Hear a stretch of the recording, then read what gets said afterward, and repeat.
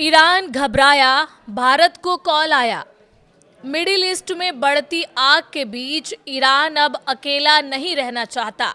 अमेरिकी हमले की आशंका, सड़कों पर खून खराबा और अंतर्राष्ट्रीय दबाव के बीच ईरान ने भारत को फोन किया है।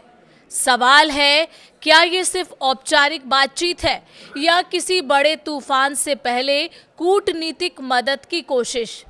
ईरान संकट के बीच भारत के विदेश मंत्री एस जयशंकर और ईरान के विदेश मंत्री सैयद अब्बास अरागची के बीच अहम बातचीत हुई है। खुद जयशंकर ने सोशल मीडिया प्लेटफॉर्म एक्स पर इसकी पुष्टि की है। उन्होंने बताया कि ईरानी विदेश मंत्री ने फोन किया और दोनों के बीच ईरान और आसपास के क्षेत्रों में तेजी से बदलते हालात पर चर्चा हुई। ये बातचीत ऐसे समय में हुई है जब पूरा पश्चिम एशिया अस्थिरता के दौर से गुजर रहा है। क्यों अहम है ये बातचीत? ईरान में हालात लगातार बिगड़ते जा रहे हैं। 28 दिसंबर से शुरू हुए सरकार विरोधी प्रदर्शनों में अब तक 2500 से ज्यादा लोगों की मौत की खबरें हैं। वहीं अमेरिकी राष्ट्रपति डोनाल्ड ट्रंप खुलकर सैन्य कार्रवाई की धमकी दे चुके हैं। ऐसे में भारत जैसे बड़े और संतुलित देश से बातचीत ईरान के लिए कूटनीतिक रूप से बेहद अहम मानी जा रही है। भारत की बड़ी चिंता है नागरिकों की सुरक्षा। बातचीत के साथ साथ भारत ने बड़ा कदम उठाया है। ईरान में मौजूद भारतीय नागरिकों को तुरंत देश छोड़ने की सलाह दी गई है। विदेश मंत्रालय ने अगली सूचना तक ईरान यात्रा न करने की एडवाइजरी भी जारी की है।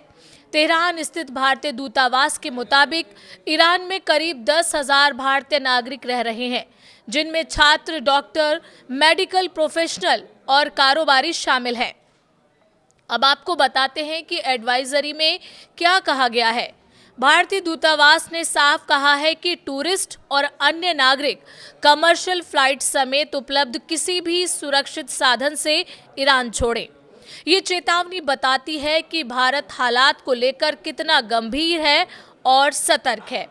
ईरान का अमेरिका पर सीधा हमला है। इस बीच दिल्ली स्थित ईरानी दूतावास ने अमेरिका के एक तरफा फैसले पर तीखा बयान जारी किया है। दूतावास ने कहा है कि टैरिफ, अंतर्राष्ट्रीय संस्थाओं से बाहर निकालना और दबाव की राजनीति दुनिया की व्यवस्था को कमजोर कर रही है। ईरान का साफ संदेश है, अगर देश चुप रहे तो खतरा सबके लिए बढ़ेगा। ईरान के भीतर हालात कितने खराब हैं? महंगाई, बेरोजगारी और गिरती अर्थव्यवस्था के खिलाफ ईरान के 31 से ज्यादा प्रांतों में 500 से ज्यादा प्रदर्शन हो चुके हैं। विशेषज्ञों का कहना है कि ये पिछले 3 साल में ईरानी सरकार के सामने सबसे गंभीर आंतरिक संकट है।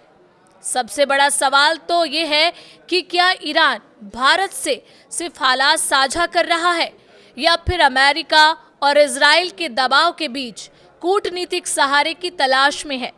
भारत की ये भूमिका आने वाले दिनों में मिडिल ईस्ट की तस्वीर बदल सकती है।